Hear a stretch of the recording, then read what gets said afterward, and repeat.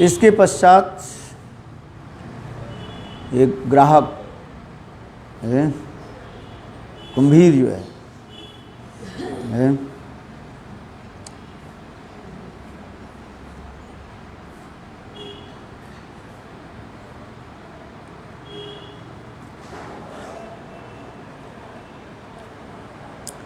अपने जावड़ से उसको पकड़ लिया।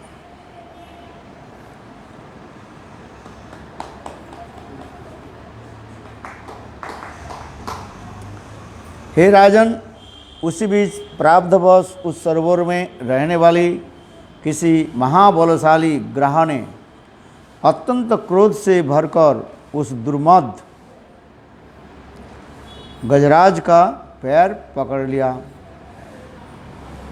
दविवश उसने अपने को जब विपत्ति में देखा तो वह स्वयं को छुड़ाने के लिए यथाशक्ति प्रयास करने लगा, परंतु छुड़ा न सका।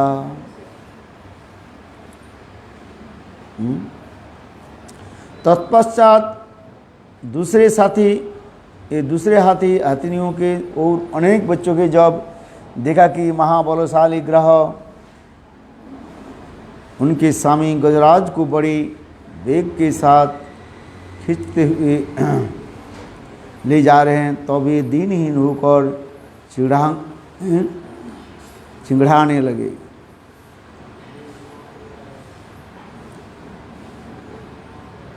वो ग्राह ने क्या कि पैर पकड़ के और भी गंभीर जल के ओर लेकर के चलने लगे।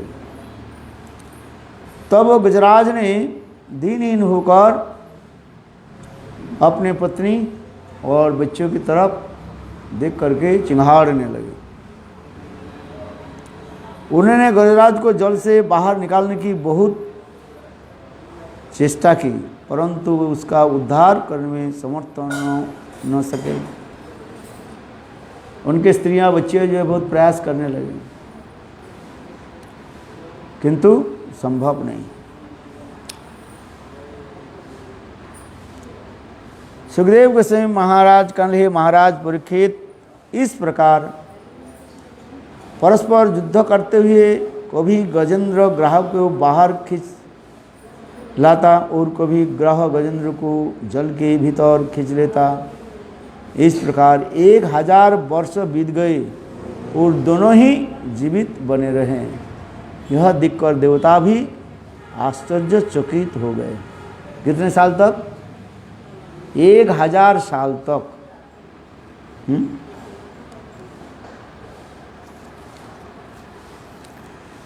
वो गजेंद्र और गाहक युद्ध करने लगे।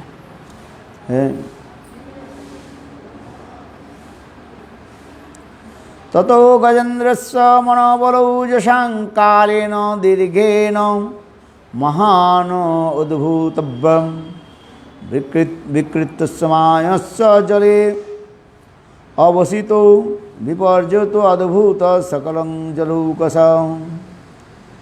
अनंतर बहुत लंबे समय तक जल में खींचे जाने से गजेंद्र के अंग शिथिल हो गए। वह दुख और निराशा में डूब गया। उसके मानसिक और शारीरिक बल सब क्षीण हो गए। उसके विपरीत जलचर होने के कारण ग्राह का उत्साह देहबल और भी बढ़ गया है। ग्राह तो जल में रहता है, कुम्भीर जल में रहता है। और दूसरी बात, हाथी को पैर को पकड़ रहे, उसके खून को चूस रहे हैं, उसके शरीर पुष्ट हो रहा है। और हाथी, उनके शरीर धीरे धीरे क्षीण होते जा रहे, दुर्बल होते जा रहे हैं। इत्थं गजेन्द्र सजदाप संकट प्राणस्य देहि विवशो जदृच्छया अपार जत्रात्म विमोक्षणे चिरं दक्षामि वां इमां बुद्धिमाथ आर्वपद्यतः। 31 नंबर श्लोक है।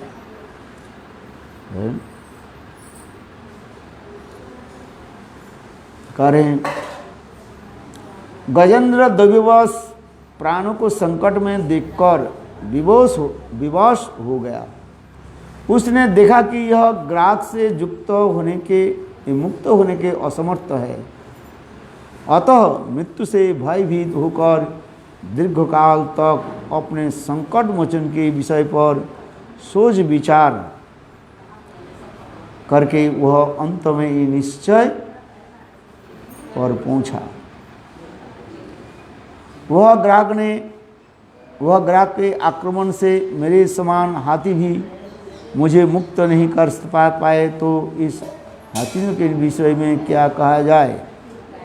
यह ग्रह विधाता का पास पूरा ही है और मैं उसे पूरी तरह जकड़ गया हूँ। अब मैं संपूर्ण जगत के सर्वश्रेष्ठ आश्रय पर में रखी शरण ग्रहण करता हूँ।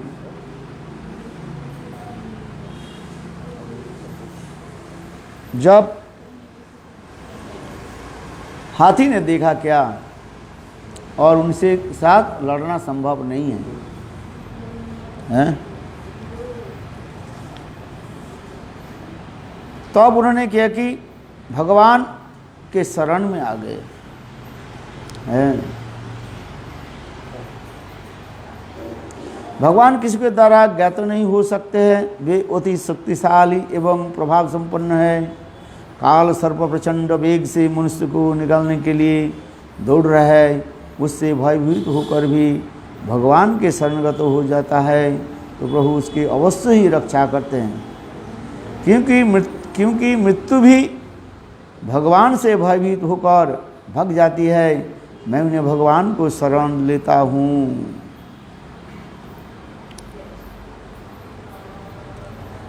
अब तृतीय अध्याय अष्टम स्कंध तृतीय अध्याय में आ गया। थर्ड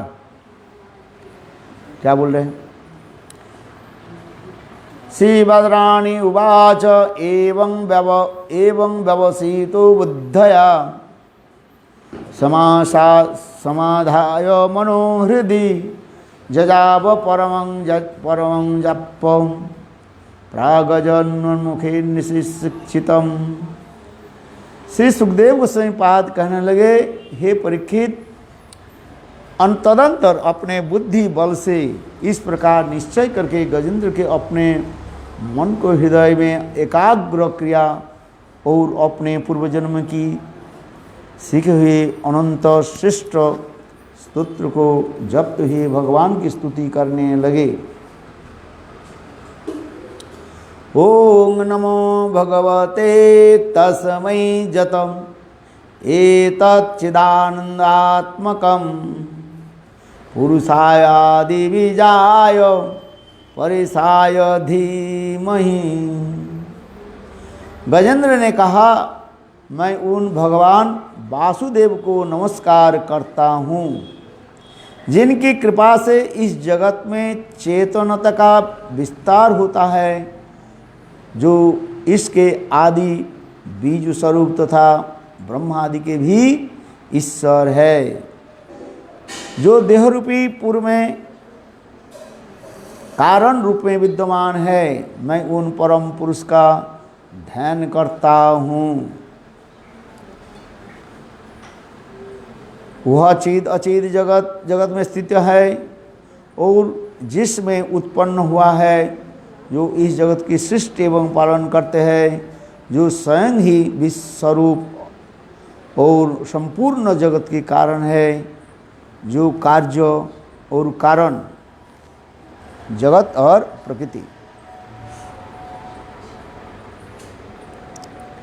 सर्वथा अतीत है। मैं उन सतसिद्ध भगवान का आश्रय ग्रहण करता हूँ।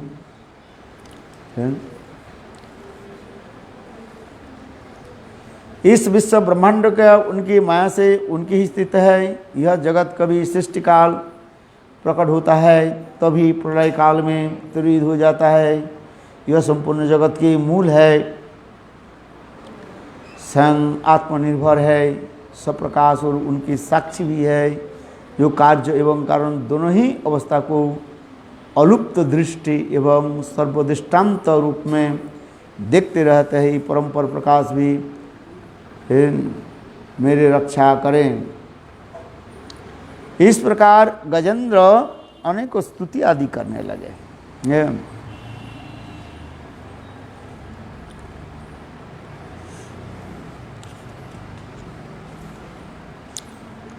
नमो आत्म प्रदीप साक्षिणे परमात्मने, नमो गीरंग विदुराय चेतसामुपि। श्लोक नंबर 10। जो स्वयं प्रकाश आत्म प्रकाशक प्रत्येक जीवात्मा के प्रकाश एवं प्रत्येक हृदय में साक्षी रूप में स्थित है, जो मन वचन और चित्तवृत्ति से अगोचर है, मैं परमात्मा को बार बार नमस्कार करता हूँ।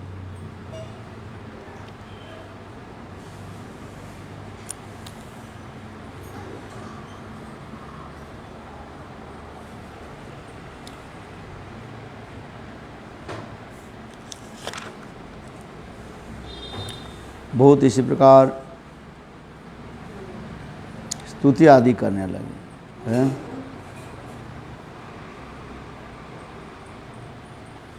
एक श्लोक इसमें बहुत अच्छा श्लोक है, ये श्लोक नंबर 20।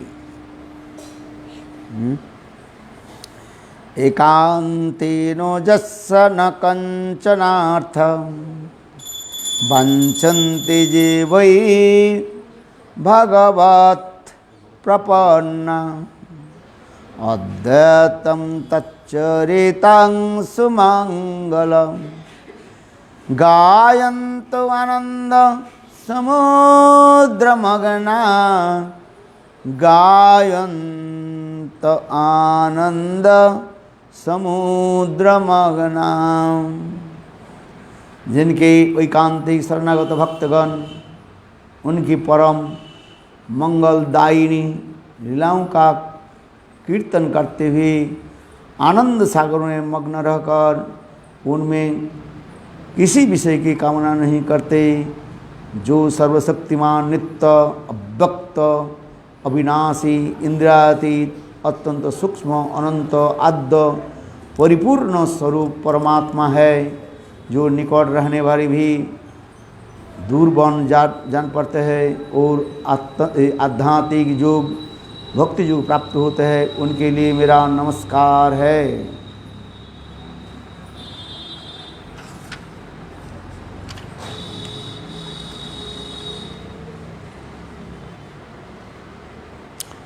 इस प्रकार गजेंद्र भगवान की स्तव स्तुति आदि करने लगे।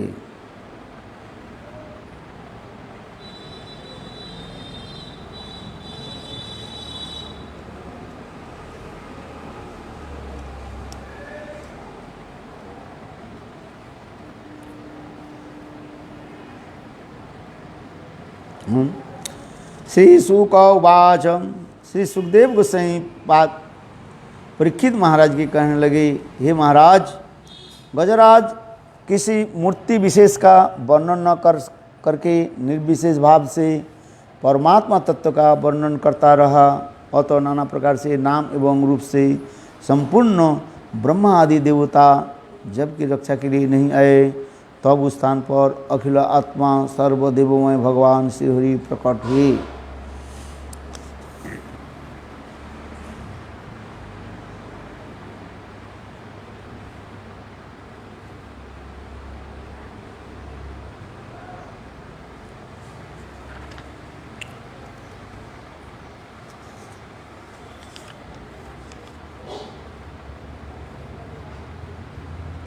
भगवान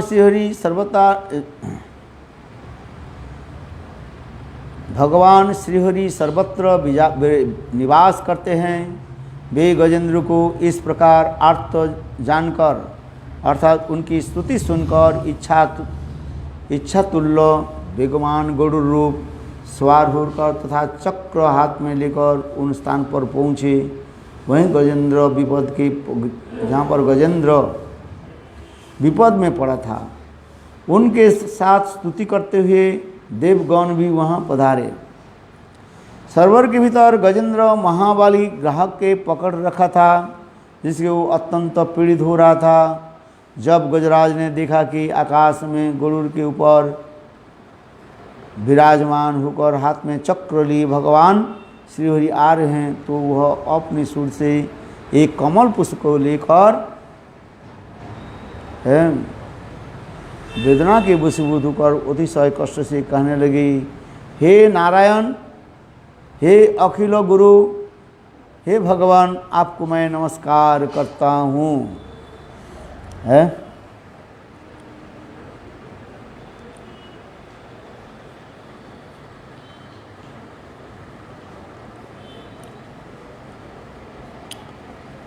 क्या बोला? गजेंद्र देखा मरने वाला है, तो उस समय ने उन्हें क्या कि एक पुष्प के कमल के पुष्प सूंड से उठाया और उसको भगवान को निकट अर्पित कर दिया।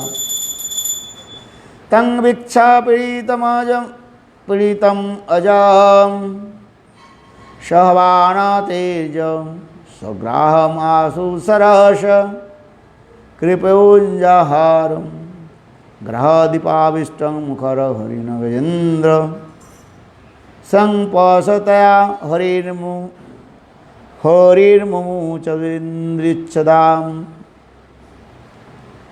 अनंतर ग्राहक को इस प्रकार अत्यंत पीड़ित देखकर भगवान श्रीहरि गरुड़ के ऊपर से कूद पड़े और अधिक कृपा करते हुए उन्होंने शीघ्र ही सरोवर के समीप पहुंचकर गजेंद्र के साथ ही ग्राहक भी उद्धार कर दिया। उन्होंने समस्त देवताओं के समीप ही चक्र से ग्राहक का मुख फाड़ करके गजराज को मुक्त कर दिया। भगवान श्री ने क्या कि वह ग्राहक की सिर काट दिया चक्र के द्वारा, और गजेंद्र मुक्त हो गए। गजोग्रह का पूर्व चरित्र तथा उनका उद्धार। ये स्वयं भगवान गज और ग्रह के पूर्व चरित्र क्या है जिसको उनको उद्धार कर दिया। सुखदेव गोस्वामी पाद ने कहा, महापरीक्षित, जब भगवान श्रीहरि ने गजेंद्र को मुक्त कर दिया तब ब्रह्मा शंकर आदि देवता ऋषि और गंधर्वगण भगवान की प्रशंसा करते हुए उनके ऊपर फूल की वर्षा करने लगे। स्वर्ग में दुर्दुम्बियाँ बजने लगी, गंधर्व नाचने लगे और ऋषि चारण एवं द्विजगण भगवान श्री की स्तुति आदि करने लगे। ग्रहों ने भगवान श्रीहरि की कृपा से पाप से मुक्त होकर शीघ्र ही परम आश्चर्यमय दिव्य गंधर्व रूप धारण कर लिया।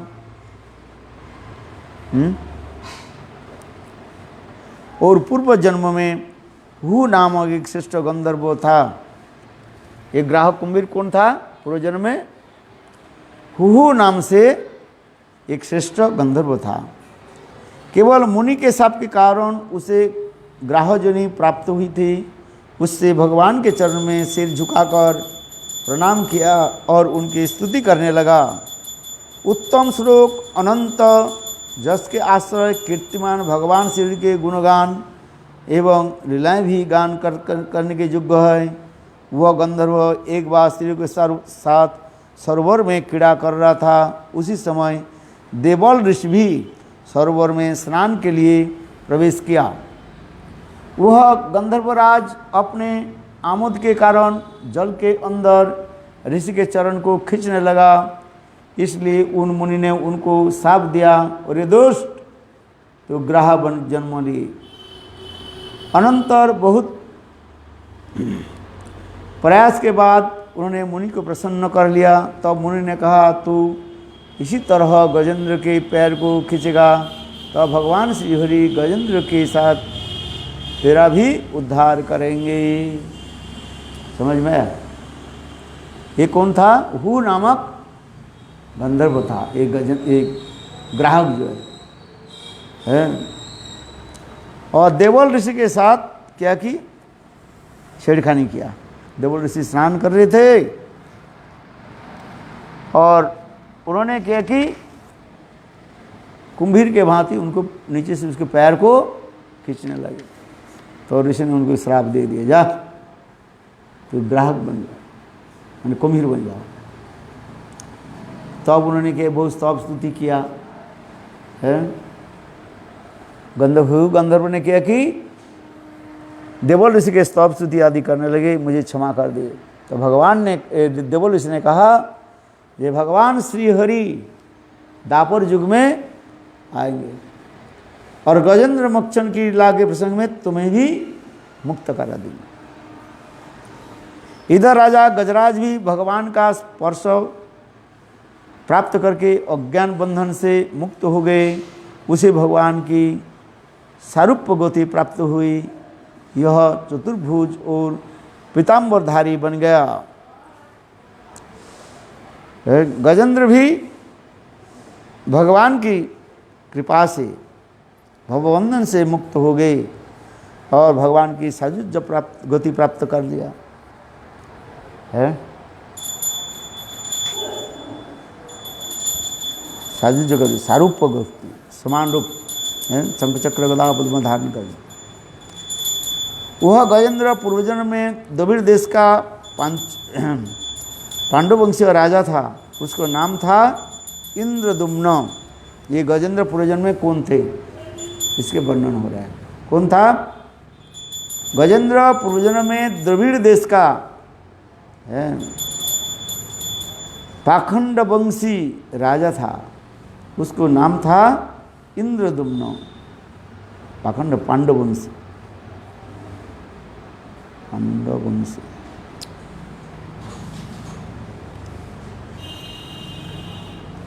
खंडयो स वै पूर्वम अभूतद्रज पांडयो द्रविड़ सत्तमम् इंद्रदुम्न इति ख्यातो विष्णुव्रत परायण।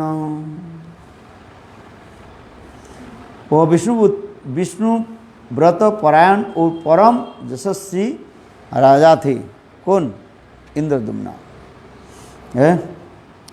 एक समय राजा इंद्रदुम्न मलयाचल पर्वत पर आश्रम बनाकर रहने लगे। उन्होंने जटायु उनके जटाएं बढ़ा ली और तपस्या का भी धारण कर वहीं पर भजन करने लगे। एक बार मौन व्रत धारण करके एकाग्र चित्त से भगवान की पूजा कर रहे थे। उनका हृदय भगवान प्रेम में डूब हुआ था। उसी समय दैववश महातेजस्वी अगस्त मुनि अपने शिष्यों के साथ स्वेच्छापूर्वक राजा इंद्रदुम्न के आश्रम में आ पहुंचा। उन्होंने देखा कि मौन धारण कर गृहोचित अतिथि सेवा आदि धर्म का परित्याग कर एकाकी निर्जन बैठे हैं। ये तो उनके प्रति क्रोधित हो उठे। एक बार अगस्त ऋषि उनके आश्रम में आ गया। किसका आश्रम में? इंद्रदुम्न। जब इंद्रदुम्न एक तपस्या कर रहे थे। कौन सा तपस्या? मौन व्रत ही तपस्या। मौन व्रत, I will not speak to anyone, taking भाव, डोंट स्पीक टू एनीवन। और मौन धारण करके एकाग्र चित्त से भगवान की पूजा कर रहे थे। उनका हृदय भगवान प्रेम से डूबा हुआ था। उसी समय दैववश महायशस्वी अगस्त ऋषि अपने शिष्यों के साथ स्वेच्छापूर्वक राजा इंद्रदुम्न के आश्रम में आ पहुंचा। उन्हें देखा कि वे मौन व्रत धारण कर गृहस्थोचित अतिथि सेवादि के धर्म का परित्याग कर एकाकी निर्जन में बैठे हैं। तो उनके प्रति क्रोधित हो गए। इंद्रदुम्न महाराज अगस्त ऋषि उनके ऊपर क्रोधित हो गया। अगस्त ऋषि ने क्रोधित होकर उनको श्राप दे दिया, हे इंद्रदुम्न असाधु दुरात्मा और अशिक्षित है। ब्राह्मण का अपमान करने वाला यह हाथी के समान जड़ बुद्धि है। अतः उसे वही घोर अंधकारमय हाथी का जोनि प्राप्त हो। अनंतर परमात्मा की स्मृति का नाश करने वाले गजोनि प्राप्त हुई, किंतु भगवान श्रीहरि के अर्चन से भगवान से उन्हें इस जनियों के और पूर्व जन्म की स्मृति बनी रही। इस प्रकार भगवान श्री ने गजेंद्र को मुक्त करके उसे परम पार्षद बना लिया। गंधर्व सिद्ध देवता भगवान की इस लीला का गान करने लगे। तत्पश्चात पद्मनाभ भगवान पार्षद रूप गजेंद्र के साथ लेकर गरुड़ पर आसीन होकर अपने अपराकृत धाम में चले गए। है गजेंद्र जब स्तुति किया, भगवान ने किया कि ग्राहक के मार दिया और गजेंद्र उद्धार की, और फिर भगवान की कृपा से गजेंद्र भी मुक्त हो गया, भगवत धाम में चले गए। कैसे? उनके पूर्वजन्म के इतिहास मैंने बताया। ये इंद्रदुम्न राजा थे और सब कुछ राजबाड़ी पाठ छोड़ करके जंगल में जाकर के एकांत रूप में भगवत भजन विग्रह सेवा आदि करने लगे। एक दिन अगस्त ऋषि पहुँचे, अगस्त ऋषि को सम्मान नहीं किया तो अगस्त ऋषि ने उनको श्राप दे, जाओ तुम हाथी बन जाओ। तो फिर इंद्रदुम्न महाराज जी का होश आया, उन्होंने क्या कि अगस्त के चरण पकड़ करके रोने लगे, ये मुझे हाथी जन्म से उद्धार की। तब उस समय अगस्त ऋषि कहने लगे, देखो स्वयं भगवान है आएंगे तुम्हें रक्षा करें। इसलिए अगस्त ऋषि के कृपा से भगवान पद्मनाभ पार्षद रूपे गजेंद्र को साथ लेकर गरुड़ पर आसीन होकर अपने अपरिक्त धाम में चले गए। हे महाराज परीक्षित, यह भगवान की महिमा और गजेंद्र की मुक्ति की कथा मैंने तुम्हें सुनाई। हे कुरुवंश वर्ज, जो इस गजेंद्र मोक्षण की कथा आख्या को सुनाते हैं, उन स्वर्ग की प्राप्ति होती है, जस की वृद्धि होती है, कल्कि की कलुषता मिट जाती है और सारी दुख की नाश हो जाती है।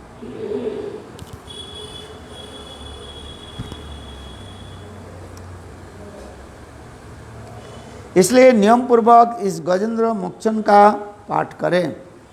नियम पूर्वक क्या पाठ करना चाहिए? गजेंद्र मोक्षण का पाठ करने से जी समस्त पाप से मुक्त हो जाते हैं।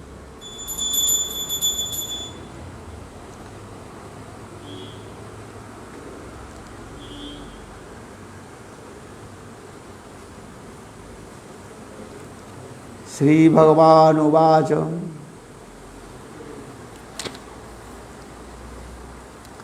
ये गजेंद्र मोक्षण की लीला पाठ करने से क्या फल होता है? ना जीव की संसार बंधन अपने आप नष्ट हो जाएगा। जे मांग तज्ज सरश्चेद गिरिकंद्रकान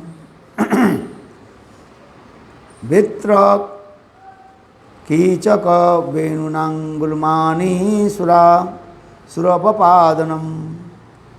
भगवान ने कहा, जो मनुष्य रात्रि के अंतिम प्रहर में उठकर संयम पूर्वक एकाग्र से मेरा तुम्हारा और इस सरोवर का पर्वत, कंदरा, वन, वेद, कीचक, बांस के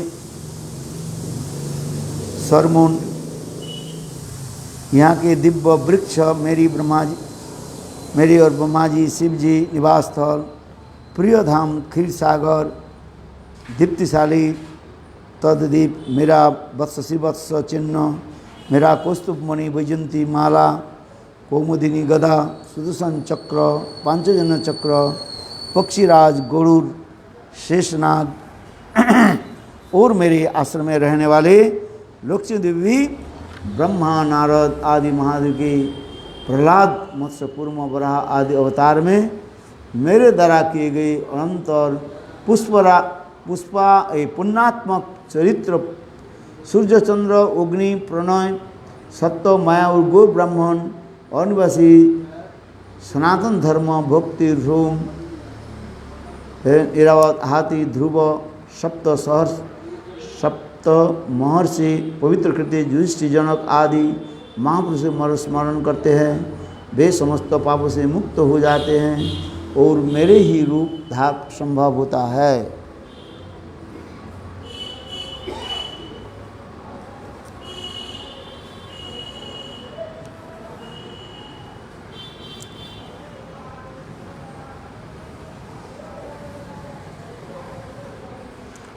सुखदेव गोस्वामी ने कहा, महाराज परीक्षित, हितोषिकेश भगवान श्रीहरि ने इस प्रकार उपदेश देकर अपना सर्वश्रेष्ठ पांचजन्य शंख बजाया और ब्रह्मादि देवता को आनंदित करते हुए गरुड़ के ऊपर सवार होकर अपने धाम चले गए हैं।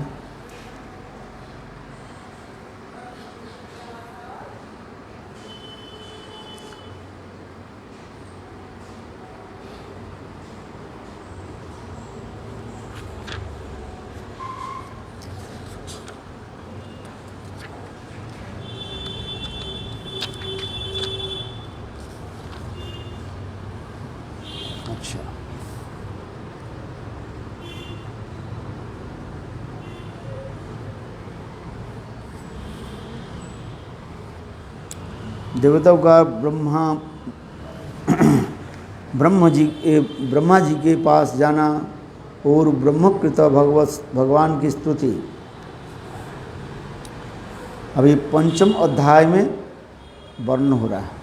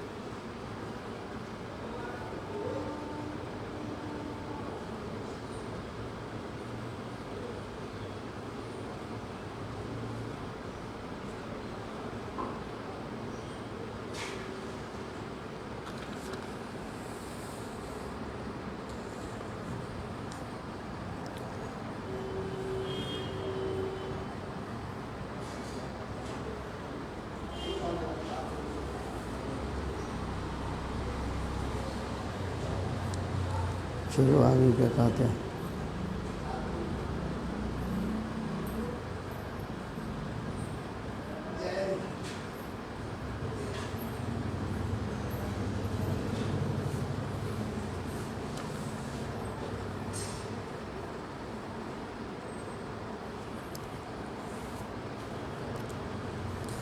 गजेंद्र मोहन लीला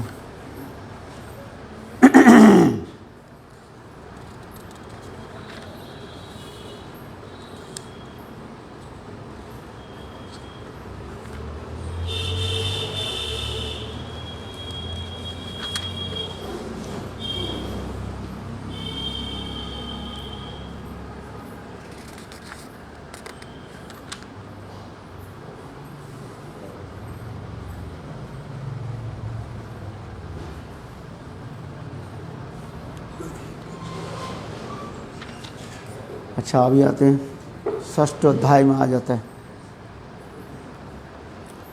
देवताओं को दैत्य से मिलकर समुद्र मंथन के लिए उद्योग करना। अभी समुद्र मंथन के लीला वर्णन हो रहा है। गजेंद्र मोक्षण की लीला समाप्त हो गया। अभी कौन सा लीला बोल रहे हैं? देवता और दैत्य के मिलकर समुद्र मंथन की लीला वर्णन हो रहा है। षष्ठ अध्याय 6 चैप्टर।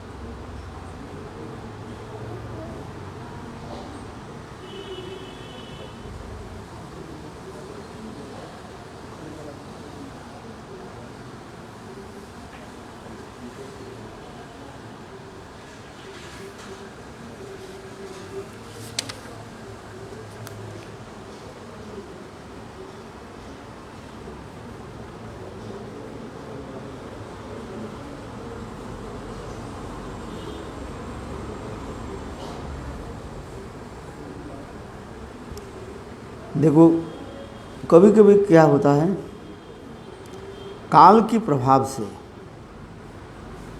है और असुरों की वो अनुकूल हो जाता है, असुरों की शक्ति बढ़ जाता है।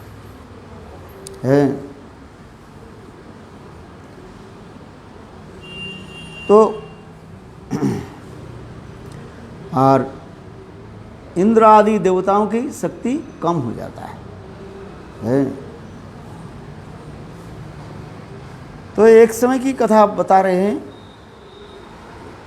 देवता और असुर में युद्ध हुई।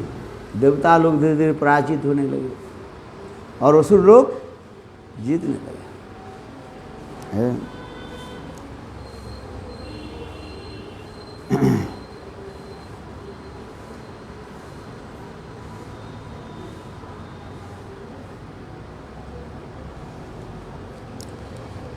तो इसके बाद क्या हुई, असुर लोग स्वर्ग राज्य के अधिकार कर लिया, देवता लोग हाहाकार करने लगे, यहाँ दर घूमने लगे। तो क्या किया, फिर इंद्र आदि देवता लोग असुरों के साथ एक मित्रता कर लिया। ये देखो इस वैकुंठ विष्णुलोक में सारे वस्तु क्या है, समुद्र में चले गए। इसलिए हम ये करते हैं, समुद्र के मंथन करके वो समस्त दिव्य वस्तु का हम पुनः स्वर्ग में स्थापन करते हैं। इसलिए क्या करना चाहिए, समुद्र के मंथन करना चाहिए। ये देवता और असुर लोग विचार कर रहे हैं।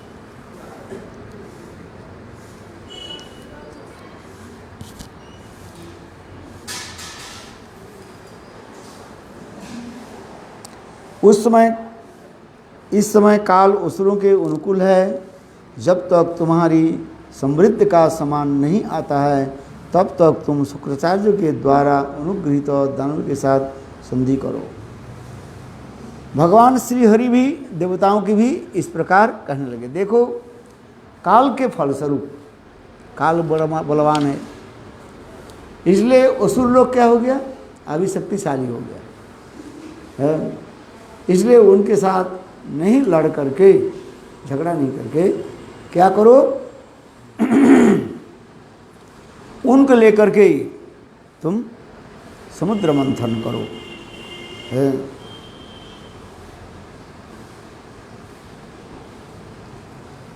देवता, हे देवताओं, जब कोई बड़ा कार्य करना है तो तब शत्रु के साथ भी संधि कर लेना चाहिए। विशेष कोई कार्य करना है तो क्या करना चाहिए, शत्रु के साथ भी मित्रता कर लो। इसलिए कथा सुना रहे हैं यहाँ पर, उपाख्यान सुना रहे हैं। उपाख्यान क्या है, एक सपेरा जो है किसी प्रकार से एक सांप को जो है अपने पिटोरे में रख लिया। सांप बाहर निकल नहीं सकते हैं। अच्छा, सांप के शत्रु और खादक कौन है, चूहा है। देखो वो सपेरा ने किया कि वो पिटोरे में तो सांप रख दिया और सांप के भोजन के लिए एक चूहा को भी छोड़ दिया। सांप विचार करने लगे, भाई ये छोटा सा चूहा के खा करके मेरा पेट कितना भर गया, थोड़ी सी होगा है। इसलिए यहाँ पर चूहा तो मेरा शत्रु है, इसको तो मार करके मैं खाता हूँ, किंतु आज ये चूहा के नहीं मैं खाऊंगा। इस चूहा के साथ क्या करना चाहिए, मित्रता होनी चाहिए। इसके साथ यदि मित्रता कर लूँ तो मैं ये पिटोरे से बाहर निकल आऊँगा। है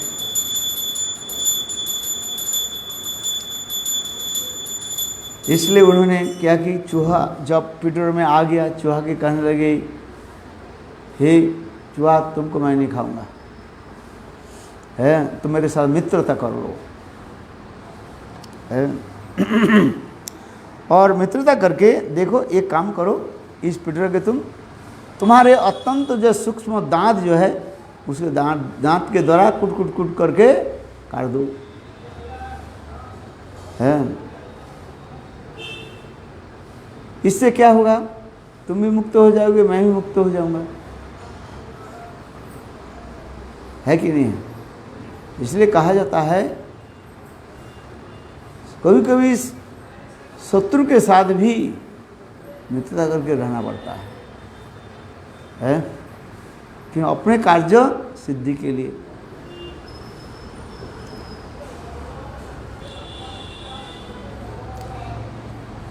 हे देवताओं, सर्वप्रथम सभी प्रकार की वनस्पतियाँ, तृणलताएँ एवं औषधि खीस में डाल दे। इसके पश्चात मंदर पर्वत की मथानी और बासु के नाग की रस्सी बनाकर और उसकी सहायता से समुद्र का मंथन करो। हे देवताओं, यह आलस्य और व्याकुलता होने के लेस मात्र नहीं है, यह अमृत ही है।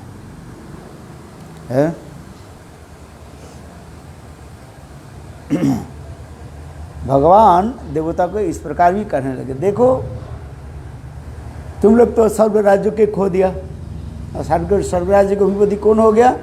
असुर लोग। किंतु काल के प्रभाव से है देवता असुरों को पराजित करना तुम्हारे लिए संभव नहीं है। इसलिए शत्रु के साथ कैसे रहो? मित्रता बन करके रहो, है। इसलिए स्वयं भगवान इस श्रीमद् भागवत में एक सुंदर उदाहरण दे रही है कि क्या सांप और चूहे के उदाहरण दे रहे हैं। सांप के खादक कौन है? चूहा है, छोटा सा चूहा। तो सांप इसलिए कह रहे हैं मैं तो कुटर में पड़ा हूँ, ये यदि मेरे सहायता कर दे मैं यहीं से निकल जाता हूँ। बोले तुम एक काम करो, छोटे छोटे तुम्हारे दांतों के द्वारा कुट कुट कुट काट दो, इसमें बाहर निकाल जाओ, है। तो चूहा ने देखा भाई यहाँ पर हम तो मेरा मृत्यु तो मृत्यु ही है, चलो जब तक जीवित रहे सांस अच्छा ही है। इसलिए चूहा ने क्या कि सांप के साथ मित्रता कर ली और मित्रता करके उस मित्र शरीर के साथ रहने लगा। एक दिन सांप ने कहा एक काम करो, तुम मुझे काट करके ये निकाल दो, मैं तुमको खाऊंगा नहीं, तुम भी चले जाओगे मैं भी चले जाऊंगा। चूहा ने विचार किया बात सत्य है, यदि सांप को मैं मुक्त कर दिया तो सांप अपने तरफ चले जाएंगे, रास्ते में अपने तरफ चला जाऊंगा। इसलिए सांप ने क्या कि एक चूहा ने क्या कि अपने सूक्ष्म दांतों के साथ कुट कुट कुट करके वो पिटर के छेद कर दिया और सांप बाहर आ गया। सांप बहुत दिन खाने भूखा था, वो जब बाहर आ गया देखा चूहा उस से निकाल रहा था। उन्होंने क्या चूहा को पकड़ लिया और मार कर उसको खा लिया। कौन? सांप।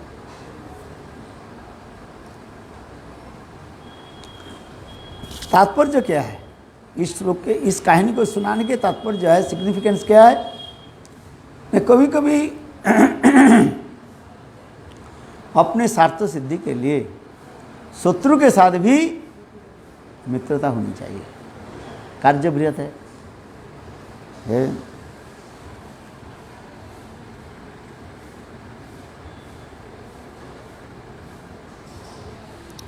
इसलिए देवता लोग समुद्र मंथन करने लगे।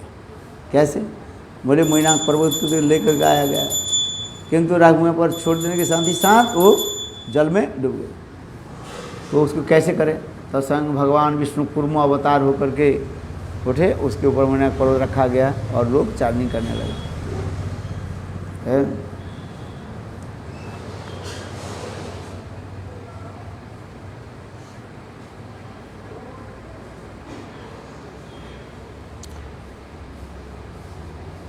जुवां तदानुदत्तं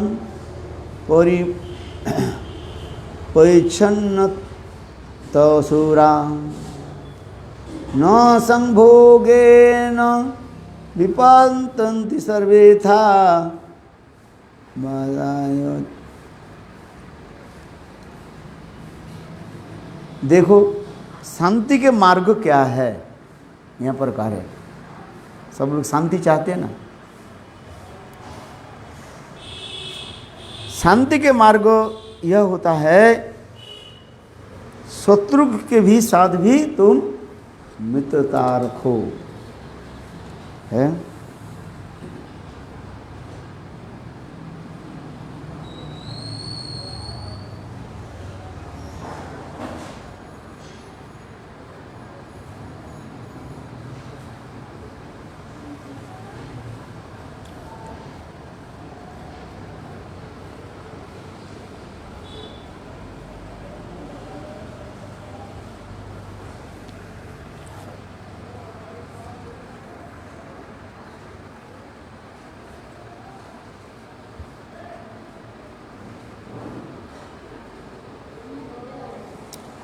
अर्थात भगवान कहने लगे, दैत्यराज बलि का जस बढ़ रहा वो प्रशंसनीय था। मैं जानते था कि यह कब संधि की जाए और कब विरोध किया जाए।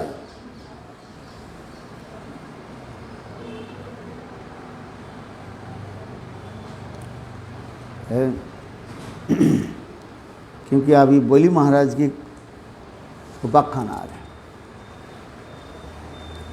इसलिए उन्होंने कहने लगे, देखो असुरों की जो है अभी शक्ति बढ़ रहा है और देवताओं की कम होती जा रही है। इसलिए एक काम करो, संधि बना लो, समुद्र मंथन करके जो वस्तु है सब अपने आप से आपस में क्या कर लो, भाग बंटवार कर लो, ये ठीक रहता है।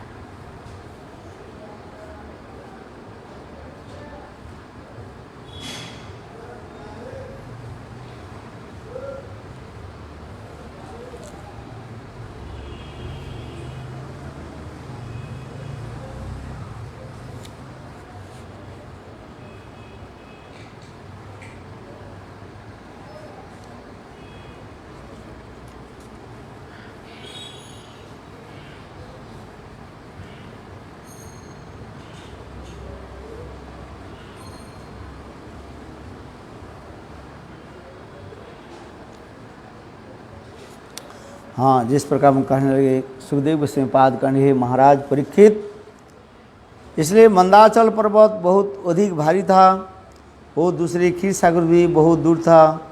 इंद्र, बोली आदि देवता एवं असुर उसे वहन करते करते थक गए और उसे सागर तक नहीं ले जा सके और उन्होंने उस पर्वत को बीच रास्ता में ही छोड़ दिया।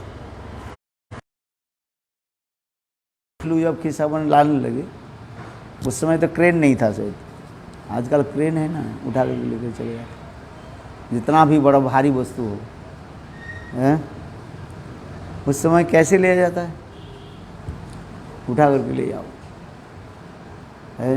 हजारों देवता किसी वजह एकत्रित होकर के वो मंदार पर्वत के उठा करके ले गए खिस्सावन में।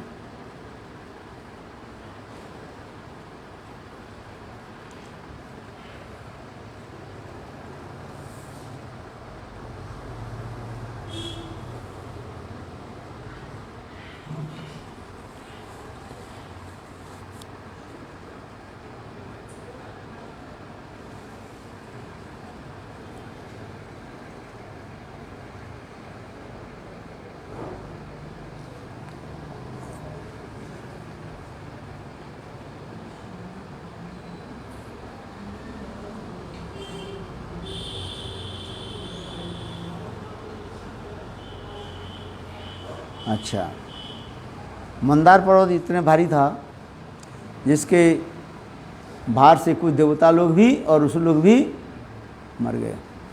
तो भगवान श्री हरि ने अपने अमृत दृष्टि के द्वारा उन लोग को भी बचाया है। किंतु जब समुद्र में ले गए, समुद्र कुछ तो स्थान होने चाहिए ना जहाँ पर रहें, तो भगवान श्री हरि ने क्या कि कच्छप होकर के उनके उनके पीठ पर धारण किया है।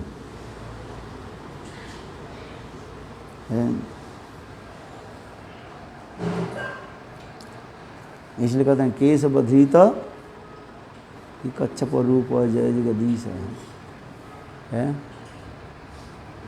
पृथ्वी देवी कहते हैं क्या श्लोक है वो,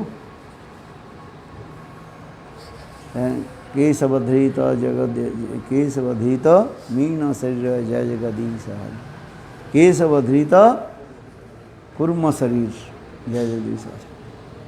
तो भगवान कुर्म शरीर व कच्छप शरीर धारण किया, उनके पीठ के ऊपर पर्वत को रख करके मंथन करने लगे।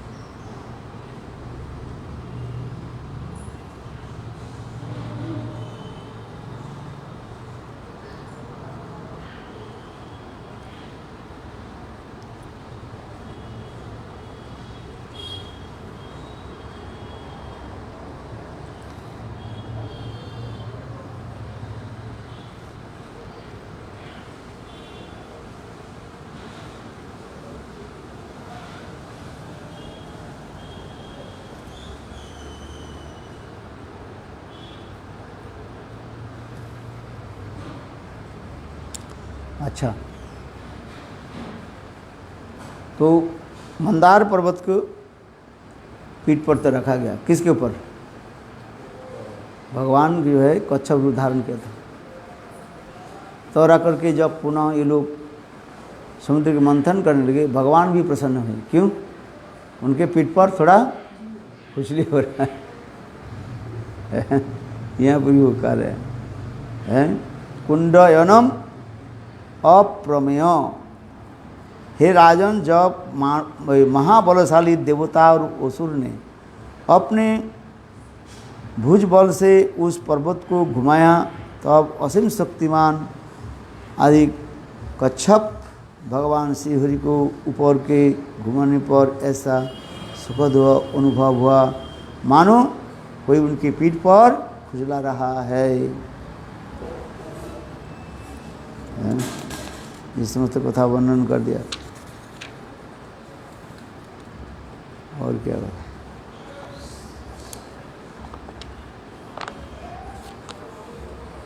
अच्छा है ना। एक कथा पढ़ रहा था, ये भगवान रामचंद्र वन में गए, इसके पास पश्चात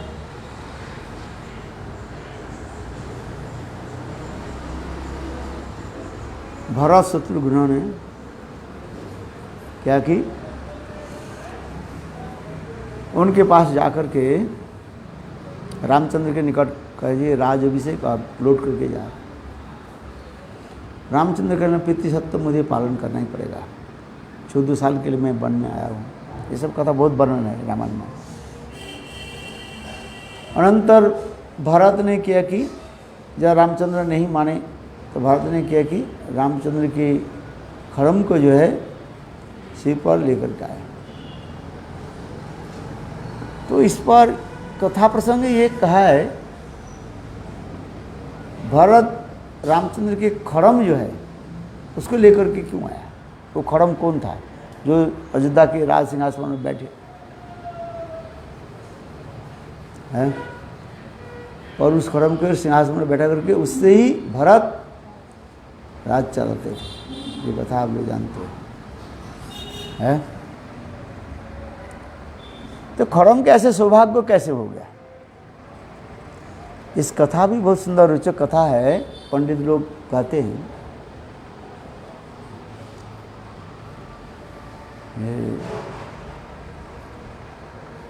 इसके दो कथाएं हैं शायद है।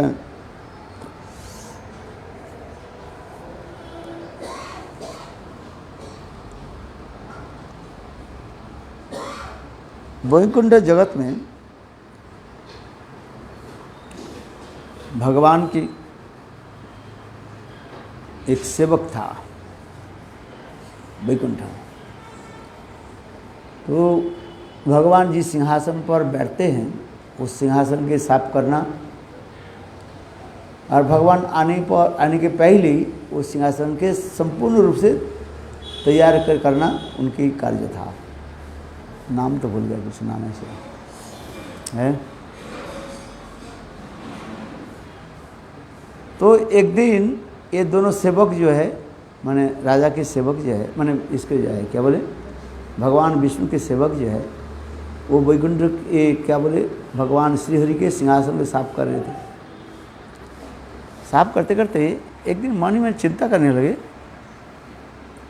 ये सिंहासन इतने कोमल है तो इस सिंहासन पर मैं ही बैठ जाता। मन में भावना आ गया है, किंतु कैसे बैठे प्रभु के सिंहासन में थोड़ी बैठ पाता रहता है। और वैकुंठ जगत में तो उनके मन में एक भावना हुई है, मैं भी प्रभु के सिंहासन पर बैठ जाऊं है। और ये सिंहासन कितने कोमल है इसको मैं आशा हूँ। भगवान श्री हरि ने उनके हृदय के बात जान लिया, कहने लगे जाओ मेरे सेवक दय, दापर युग में तुम मेरा खड़म होकर के जन्म देना। दापर युग, त्रेता युग में, त्रेता युग में तुम मेरा खड़म होकर के जन्म देना। हाँ हाँ समझिए। इसलिए वो दोनों सेवक जो है, भगवान रामचंद्र जब ये धराधाम में लीला आदि करने लगे त्रेता युग में, तब वो दोनों सेवक खड़म होकर जन्म ले, ऐसे कहा हुआ था। जिसके भरत दूसरे खड़म को लेकर के आए और फिर सिंहासन पर बैठे, कौन? खड़म। ये ऐसी कथा है। दूसरी एक कथा प्रसंग है, वैकुंठ में ये दोनों जो द्वारपाल बताया मैंने है, जय विजय ने कोई भगवान के तो अनेक है। जय विजय के भगवान के देहरक्षी माना जाए, देहरक्षी माना जो बॉडीगार्ड है, बॉडीगार्ड के रूप में थे। भगवान नारद जी आए, नारद जी आके विष्णु से मिलने लगे। ये दोनों बॉडीगार्ड ने क्या कि नारद जी के दर्शन करने नहीं दिया। बोले राजा जी भगवान विष्णु इस समय विश्राम कर रहे हैं, इस समय फलाना फलाना इसको। तब नारद जी के बहुत मन में दुख है कि मैं कहाँ से दौड़ करके आया हूँ भगवान के चरण दर्शन करने के लिए, रामचंद्र के चरण दर्शन करने के लिए, और देखो इस सेवक ने क्या कि मेरा आशा को चकनाचूर कर दिया। तब उस समय नारद ऋषि ने वो दो सेवक के अभिशाप दे दिया, जाओ तुम दोनों वृक्षजनी प्राप्त करो। तो ये वृक्षजनी होकर प्राप्त किया है। रामचंद्र के आने के पहले जो उनके रघुवंश था, रघु नाम से कोई राजा था अयोध्या में,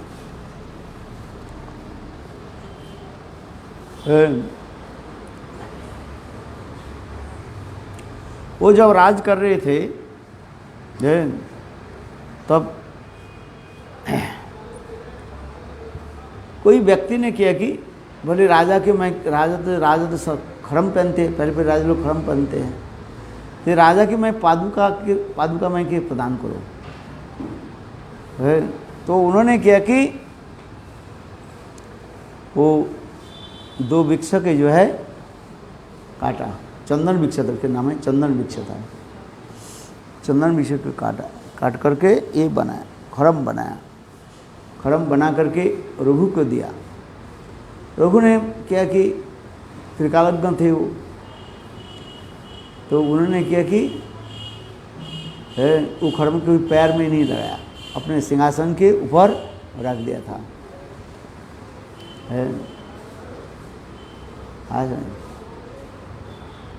तो खड़म मन मन विचार करने लगे, मैं तो देखो यहाँ पर राजा के सिंहासन पर लटका रहा हूँ,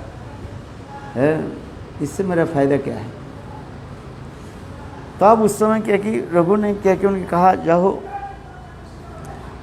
तुमको मैं राज सिंहासन में बैठा देता हूँ।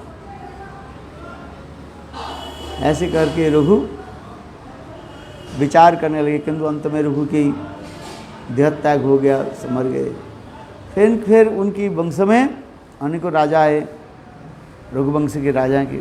फिर ये आ गया दशरथ महाराज आए।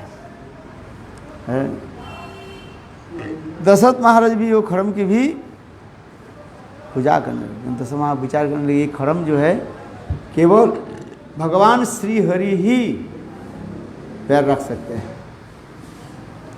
उसकी पूजा दशरथ महाराज पूजा का आदि करने लगे। और भरत ने क्या कि वही सिंहासन वही खड़म के लेकर के गए है चित्रकूट में, जहाँ पर भगवान रामचंद्र विराजमान थे। अंत में आगे तो आने की कथा हुई। फिर वो दोनों खड़म के सिर पर लेकर के सिंहासन पर रखा है। 14 साल तक वो खड़म जो है सिंहासन के ऊपर रहने लगे। यानी कि यहाँ पर ये तात्पर्य है, भगवान की सारी लीलाएं दिखाया जाता है। अधिक तो लीला जो है ऋषि वर्ग के हिसाब से है, मेरे कहने की तात्पर्य।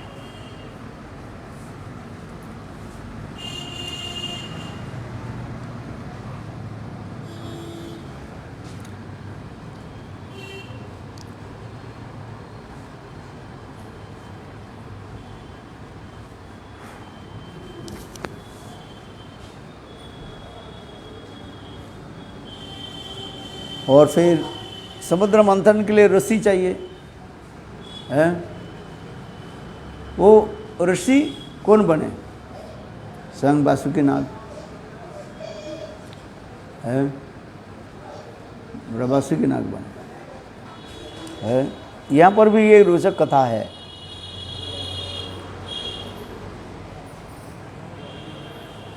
ये भाई रस्सी कौन लेकर के आएगा?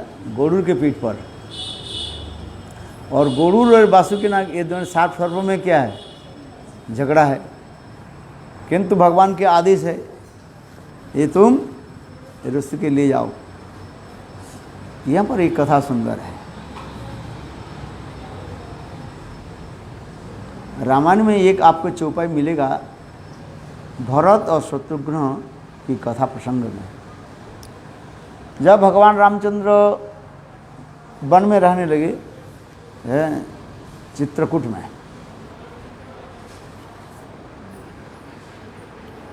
तब उस समय भरत क्या देखा? भरत तो सारे राज के लेकर के मानो जंगल में आए। ये रामचंद्र के जो है राज अभिषेक कराएंगे। भरत जब सैन्य सामंत लेकर के वहाँ पर पहुँचे तो लक्ष्मण दूर से देख लिया। तो लक्ष्मण क्या करने लगे? विचार करने लगे, भरत मेरे भाई राम को यहाँ पर मार करके निष्कंटक राज्य करना चाहते हैं। इसलिए लक्ष्मण क्या कि तीर धनुष लेकर के रामचंद्र भैया मुझे आदेश दो, मैं भरत को मार डालूं। वहीं पर रामचंद्र मानस में तो तुलसीदास जी एक प्यार लिखते हैं। लक्ष्मण कह रहे हैं, मेरे जितने क्रोध और पूर्वजन्म की जितने भी क्रोध जो है ये भरत के मार करके मैं शांत कर लेता हूँ।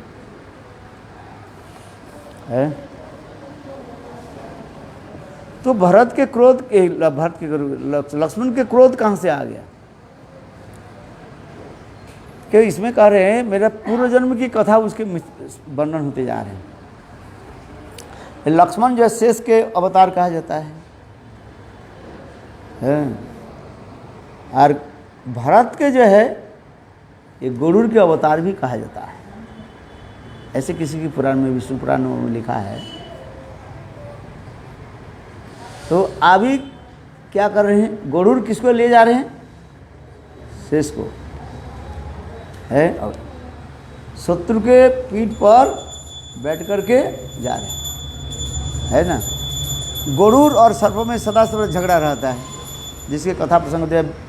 कुद्र और विनोता से ही संबंध जहाँ पर हुई है, जानते हो कि नहीं? कश्यप ऋषि के जो है ये पत्नी थी कुद्रु और विनोता है। कुद्रु के पुत्र कौन हुए? सर्प आदि जो है।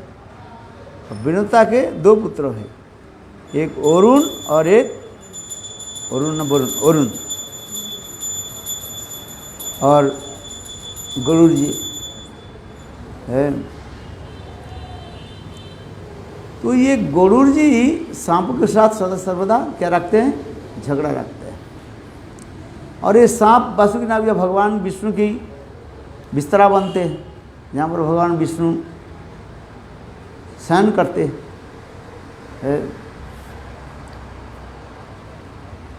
तो एक दिन की कथा क्या हुई है,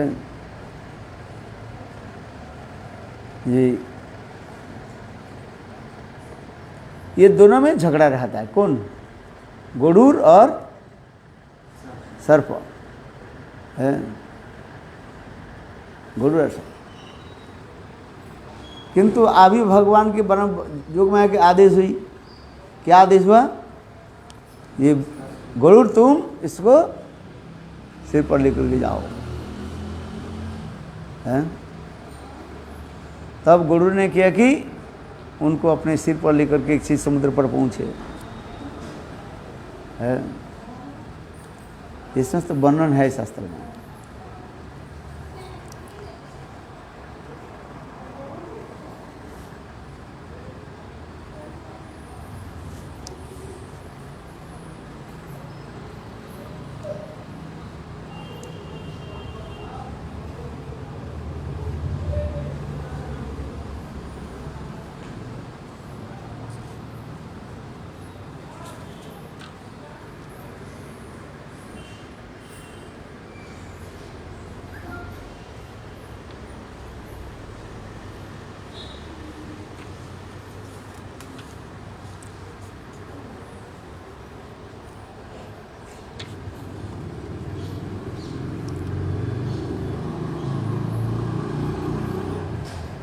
हाँ, वो कथा प्रसंग रह गया ना।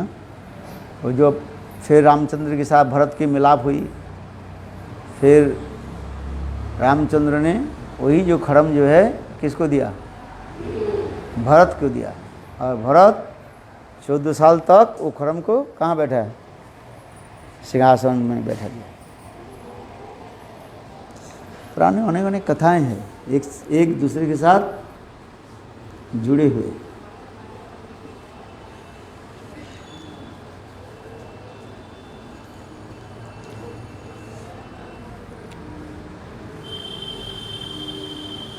अभी ढूंढो, मंदार पर्वत कौन था?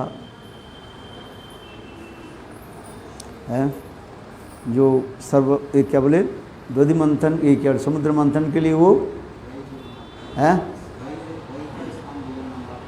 क्या लिया? दहिनी। हाँ, उनके पूर्वजों का इतिहास क्या है? क्योंकि शास्त्र में सब एक एक करके बनाते थे, पुराण में कहते हैं। तो और तो अनेकों पर्वत है, उस पर्वत के क्यों ले गए? है, ये भी कथा है। ये कथा बाद में सुनाएंगे।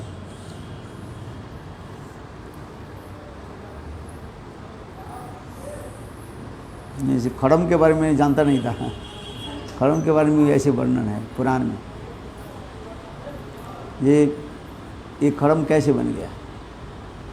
है, और 14 साल तक सिंहासन पर बैठे। बोले वहाँ पर लिखा है ये खरम जो है भरत जी को जो है दिव्य अनुभव कराते थे, हैं, उनके इशारे बताते थे।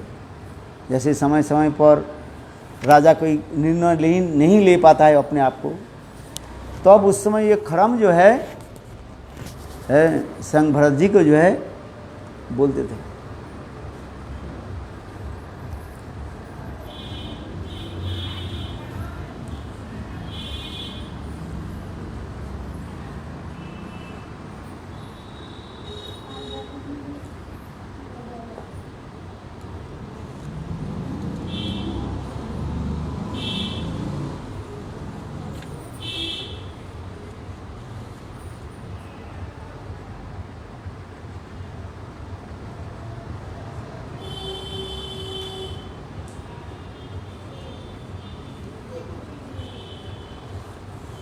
चलो कल वर्णन करेंगे इसको बारे में। हाँ चलो 8 तो बज गए।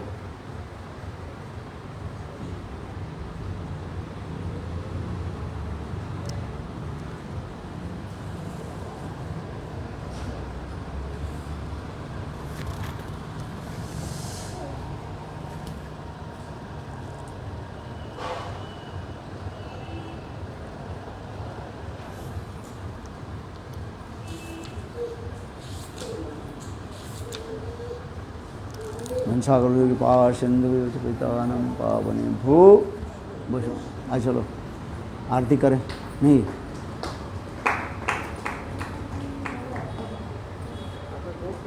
हैं? अरे हैं?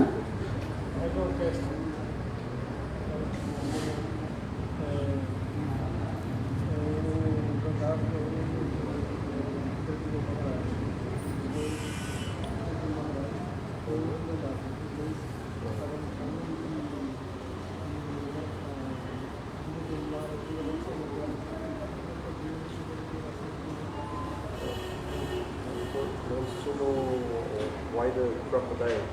When the gentleman the crocodile will glorify them. But the crocodile was the Bhagavad received the liberation first, even though Indrajuma Maharaj was a Vaishnava. Why? Why the crocodile was liberated first, even though the gentleman was a Indrajuma Maharaj? Because Indradumna Maharaj, he was Vaishnava. So if you hold the lotus feet of Vaishnava, then you will be first delivered. और उस crocodile के if you not to deliver the crocodile, how the Gajendra will free from the bondage, the mouth of crocodile. This is the thing.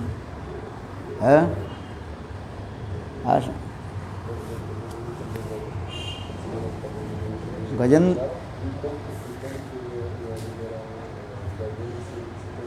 इसलिए वैष्णव के चरण पकड़ कर रखो तो भगवान तुम्हें पहले ही उद्धार कर देंगे।